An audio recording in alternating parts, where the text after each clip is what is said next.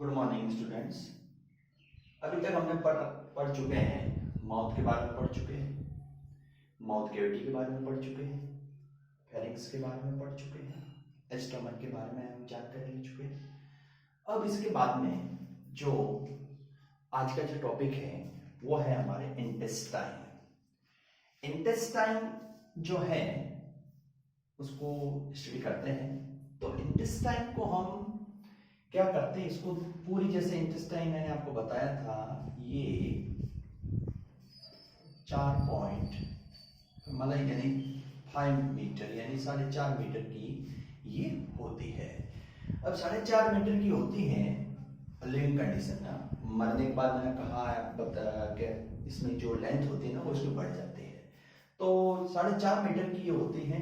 अब ये इंटेस्टाइन को हम दो भागों में बांट रखा है, स्मॉल इंटेस्टाइन और लार्ज इंटेस्टाइन। स्मॉल इंटेस्टाइन व लार्ज इंटेस्टाइन। लार्ज इंटेस्टाइन ये जो होती है, इसको हम कहे तो ये नियर अबाउट 1.5 मीटर यानी 1.5 मीटर तक ये होती है, जबकि जो स्मॉल इंटेस्टाइन होती है वो 3 मीटर के लगभग होती है, 3 मीटर होती है। स्मॉल इंटेस्टाइन जो है उसको हम 3 भागों में बांटा हुआ है। जो सबसे पहला जो भाग आता है वो आता है डिडोनियम, यानी जिसको ग्रहणी कहा जाता है। सेकेंड जो पार्ट आता है उसको कहा जाता है जेजुनम, जेजुनम। थर्ड पार्ट आता है उसको कहा जाता है इलियम, इलियम। ये 3 पार्ट है वो उसमें डिवाइड है। और इसी तरह से इसकी हम चर्चा करें लार्ज इंटेस्टाइन, तो इसके भी 3 पार्ट हम इसको बांटते हैं। फर्स्ट पार्ट इसका होता है शीकम, सेकेंड पार्ट होता है इसका कॉलम और थर्ड पार्ट है इसका रेक्टम। ये जो है इसका डिवाइडेशन है। तो सबसे पहले तो हम स्मॉल इंटेस्टाइन की चर्चा करते हैं। स्मॉल इंटेस्टाइन के अंदर बात करें डिडोनियम की। डिडोनियम देखिए यहां पर ये डिडोनियम है, ये इस साइड में ये डिडोनियम आया हुआ है ये। और डिडोनियम भाई क्या होता है, इसका जो शेप होता है, डिडोनियम की चर्चा करें तो डिडोनियम का जो शेप होता है वो सी शेप होता है, ध्यान रखना है, सी शेप होता है। और इसके अंदर 2 प्रकार की डक्ट आकर के खुलती है। मतलब इसके अंदर क्या होती है, एक तो आती है बाइल डक्ट आती है और एक पैंक्रियास डक्ट आती है। हमने इसको कॉमन नेम यहाँ पे रखा था हेपेटोपैंक्रियास डक्ट, मतलब इसके अंदर खुलती है। तो ये सी शेप की डिडोनियम होती है। और इसका इंटरनल स्ट्रक्चर भी देखा जाए तो इंटरनल स्ट्रक्चर इसका भी सिरोसा है, सबम्यूकोसा है, सिरोसा है, मस्कुलर है, सबम्यूकोसा है और म्यूकस लेयर, इसके अंदर ये बटा हुआ होता है। नेक्स्ट बात आती है, इसका जो अगला पार्ट होता है वो आता है जेजुनम। ये रहता है इसका जेजुनम, ये वाला पार्ट, ये जेजुनम है ये, ठीक है, ये जेजुनम है। हाँ एक बात और, डिडोनियम ध्यान रखिए, जो डिडोनियम था वो लगभग 25 सेंटीमीटर होता है, ठीक है।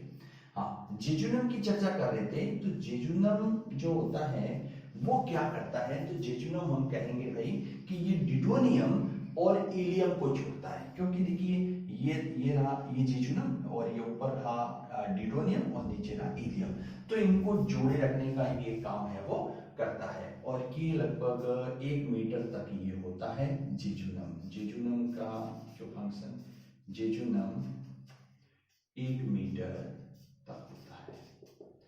इसके बाद आता है इलियम। इलियम जो है इसका लार्जेस्ट पार्ट होता है। स्मॉल इंटेस्टाइन का बात करें तो सबसे ज्यादा जो लार्जेस्ट पार्ट होता है वो स्मॉल इंटेस्टाइन का कौन सा होता है, इलियम होता है। इलियम सबसे लार्जेस्ट पार्ट होता है स्मॉल इंटेस्टाइन का। यदि हम इलियम की स्टडी करें, इलियम की स्टडी करें तो इलियम का भी प्रक्रिया क्या होती है तो ये पूरे एक प्रकार का इंटेस्टाइन सब में सेम होता है। तो इलियम के अंदर क्या होता है कि इसका टीएस काटा जाए तो देखिए सबसे बाहर की तरफ जो होता है ना वो क्या सी होती है, सिरोसा लेयर होती है। ये इलियम में सबसे बाहर की तरफ कौन सी लेयर होती है भाई, सिरोसा लेयर होती है। सीरोसा लेयर होती है सबसे आउटर स्ट्रक्चर, जस्ट इसके नीचे इसके बाद जो लेयर होती है उस लेयर को कहते हैं सब मस्कुलर लेयर। ये मस्कुलर लेयर है, ये वाली मस्कुलर लेयर होती है, कनेक्टिव टिश्यूज वगैरह इसके अंदर होते हैं। थर्ड जो लेयर होती है उसको कहा जाता है सब म्यूकोसा लेयर। सब म्यूकोसा लेयर में देखिए क्या क्या चीजें होती है। सब म्यूकोसा लेयर के अंदर एक तो पाई जाती है कुछ ग्लैंड पाई जाती है। सब म्यूकोसा लेयर में क्या पाई जाती है, ग्लैंड पाई जाती है। इस ग्लैंड को हम क्या नाम देते हैं, ब्रूनर ग्लैंड कहते हैं, ब्रूनर ग्लैंड। ये देखिए ये ब्रूनर ग्लैंड है ये। और ये ब्रूनर ग्लैंड क्या करती है, ये म्यूकसी सीक्रेशन करती है, म्यूकस सीक्रेशन करती है। लेकिन जो म्यूकस सीक्रेशन किया जाता है ना वो बेसिक नेचर का होता है, बेसिक नेचर का म्यूकस सीक्रेशन है वो करती है। और इसके अतिरिक्त ये ब्रूनर ग्लैंड होती है। इस ब्रूनर ग्लैंड में म्यूकस का सीक्रेशन होती है। फिर इसके अंदर ब्लड कैपिलरीज भी पाई जाती है। यहाँ देखिए ब्लड कैपिलरीज भी इस रीजन के अंदर होती है। ये ब्लड कैपिलरीज भी यहाँ पर पाई जाती है। फिर इसी के अंदर जो है पेयर पैचेज, ये जो ऐसे स्मॉल इंटेस्टाइन के अंदर जो क्या होती है पीले पीले रंग के जो स्ट्रक्चर्स होते हैं जिनको क्या कहा जाता है, पेयर पैचेज। ये पेयर पैचेज भी है वो इसके अंदर मौजूद रहते हैं। ये पेयर पैचेज क्या करते हैं, ये लिम्फोसाइट का फॉर्मेशन करते हैं।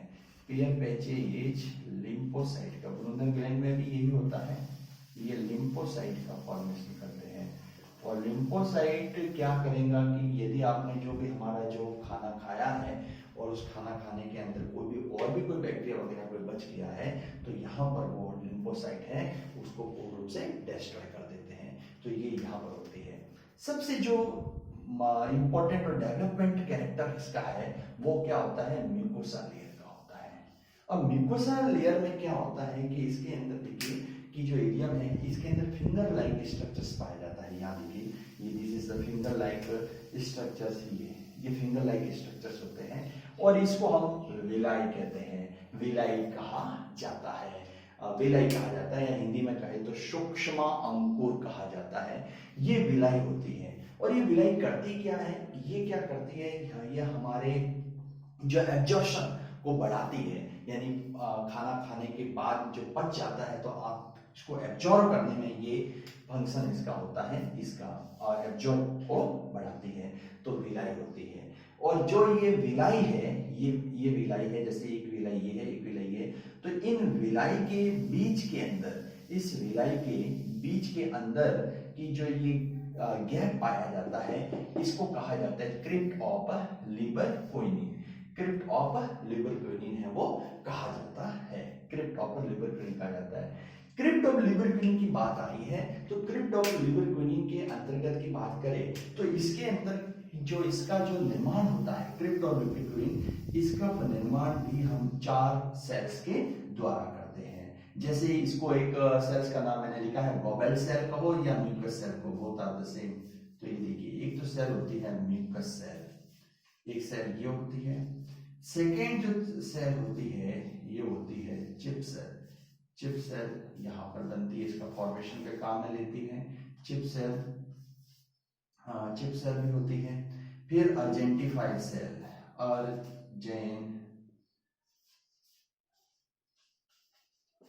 अर्जेंटिफाइड सेल। और जो फोर्थ सेल होती है उनको कहा जाता है पिनेट सेल।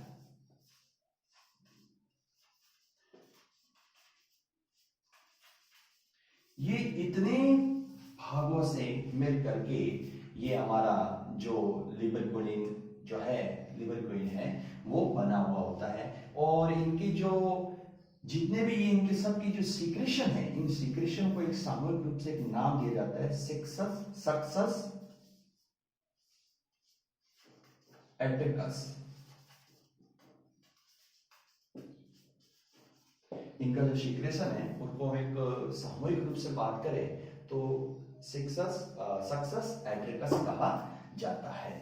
तो ये इसके अंदर का फॉर्मेशन है कि इस ढंग से ये बनी हुई होती है। इसके अंदर ये बातें आपको ध्यान रखनी है। इसके बाद में इलियम की बात करें तो आती है लार्ज इंटेस्टाइन की चर्चा करते हैं। लार्ज इंटेस्टाइन के अंदर क्या होता है, देखिए लार्ज इंटेस्टाइन भी है वो इसी तरह से बनी हुई होती है, 3 भागों के अंदर हमने इसको भी बांट रखा है कि लार्ज इंटेस्टाइन है वो 3 भागों के अंदर बटी हुई है। अब लार्ज इंटेस्टाइन 3 भाग में बटी हुई है, तो जो सबसे पहला जो भाग आता है लार्ज इंटेस्टाइन का वो आता है हमारे, कौन सा भाग आता है, ये अपने है सीकम भाग है। सीकम यहाँ पर देखिए सीकम भाग है, सीकम ये रहा यहाँ पर सीकम भाग होता है। सीकम भाग है यहाँ पर, इसमें क्या होता है कि इस सीकम भाग के अंदर, ये सीकम भाग है, यहाँ पर लिम्फ नोड भी पाई जाती है, लिम्फ नोड पाई जाती है। और ये भी लिम्फ नोड क्या करेगी, लिम्फोसाइट का सिक्रेशन करती है, ये लिम्फोसाइट का सिक्रेशन करती है। ये भी जो खाना है वगैरह, तो उसके अंदर जो भी बैक्टीरिया वगैरह है, हानिकारक जीवाणु है, बैक्टीरिया को खत्म करने का काम ये करती है इसमें, ठीक है। और जहां ध्यान दीजिए, जहां सिकम है वहीं पर जहां सिकम है उसके पास में ये फिंगर लाइक प्रोजेक्शन है, इधर देखिए ये फिंगर लाइक प्रोजेक्शन है इस प्रकार का। और इस फिंगर लाइक प्रोजेक्शन को हम एक नाम देते हैं भाई वर्मीफॉर्म अपेंडिक्स। इसको क्या कहा जाता है, वर्मीफॉर्म अपेंडिक्स कहा जाता है। ये एक वेस्टिबुलर ऑर्गन है, यानी अवशेषी अंग है। किसी जमाने में कई सालों पहले हमारे काम का था, लेकिन अब ये एक अवशेषी अंग के रूप में है, यानी इसका कोई फंक्शन है वो नहीं है। कभी कभी क्या होता है, इनमें इन्फेक्शन हो जाता है, बढ़ भी जाता है, डॉक्टर इसको काट के हटा देते हैं, कोई फर्क पड़ने वाला नहीं है, तो अपेंडिक्स होता है। फिर जस्ट इसके बाद वाला जो भाग होता है वो कॉलॉन है। ये वाला जो भाग होता है इसको हम कहते हैं कॉलॉन कहते हैं, कॉलॉन। कॉलॉन देखिए, कॉलॉन को हम 4 भागों में डिवाइड करते हैं। 4 भाग कौन कौन से हैं, तो देखिए 4 भाग में पहला जो भाग आता है उसको कहते हैं असेंडिंग कॉलम, असेंडिंग कॉलम होता है। दूसरा भाग है ये वाला ट्रांसवर्स कॉलम, नाम से जैसा इसकी पोजीशन है उसके आधार पे हम कर सकते हैं, ट्रांसवर्स कॉलम। थर्ड होता है देखिए डिसेंडिंग, वापस नीचे उतरा है ना, डिसेंडिंग कॉलम, डिसेंडिंग कॉलम। और फोर्थ होता है ये पेल्विक रीजन में आ जाता है, तो इसको कहेंगे पेल्विक कॉलम।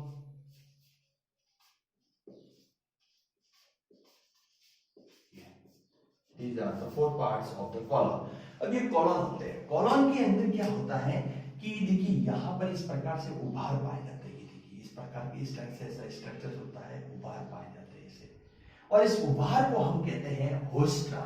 इसको क्या कहा जाता है, होस्ट्रा कहा जाता है, होस्ट्रा कहा जाता है। अब एक कॉलम भी क्या करता है, कॉलम भी क्या करेगा कि यदि आप अभी जो खाना है, भोजन है, तो उसके अंदर जो भी पच करके आ रहा है काइल मटेरियल, तो उसके अंदर पानी है, उनका अवशोषण करेगा, पानी को खींचेगा, पानी का अवशोषण करने का काम ये करता है, ठीक है। और भी कोई आवश्यक चीजें हैं उनको अवशोषण कर देता है। यहाँ पर कॉलम के अंदर भी क्या होता है कि यहाँ पर ध्यान रखिए विटामिन B12 का सिंथेसिस भी होता है, B12 का और K का, इनका भी यहाँ पर सिंथेसिस होता है यहाँ पर। और ज्यादा यहाँ पे पानी के अवशोषण होता है, पानी को खींचा जाता है, तो ये सारी क्रिया यहाँ पर होती है। और फिर लास्ट भाग में आता है रेक्टम भाग है। रेक्टम के अंदर जो भी खाना, जो पूरा भोजन पच जाता है और तो यहाँ पर आता है, तो यहाँ पर पड़ा रहता है, फिर यहाँ इसके बाद में इसके एनुस भाग से है वो इसको बाहर निकाल दिया जाता है। तो ये पूरा एलिमेंट्री कैनाल के बारे में जानकारी थी। नेक्स्ट हम इसके बारे में, इसके बाद हमने डाइजेस्टिव ग्लैंड पढ़ेंगे और उसके बाद की नेक्स्ट क्लास होगी।